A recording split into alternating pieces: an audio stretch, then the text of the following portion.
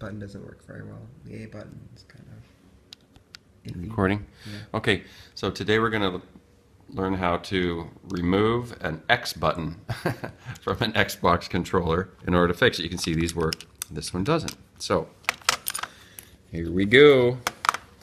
First, you get one of these things. Specialty tool. And you just jam it under here and kind of tweak. And then you lift it and you just kind of cram this in here. And you lift it really hard and kind of bend it like that. Oh, Jesus. You won't be able to use this at all later, but we'll get it out. We'll get it out. Actually, you know what I need is like a butter knife, something fatter and thicker. Can you? Oh, this is gonna stab me. All right. Yeah, in fact, I talked to the people in Japan who made these, and this is how they said to do it. Okay, there it is. Okay, now once you've opened it, it becomes much easier. See? Do you get the button out?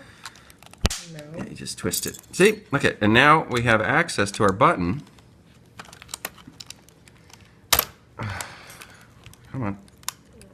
And with a little bit of pressure, I'm just gonna pop that thing out. Can we do like a time lapse? Okay.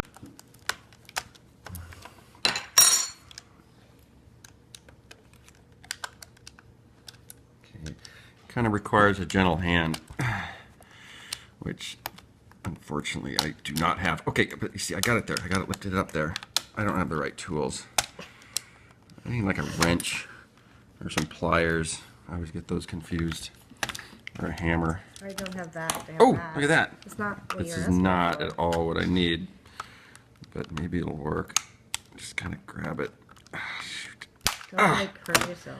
I think it's too late. Okay. Okay. So never mind. Okay. Time. Okay, so as you can see, this was successful, and okay.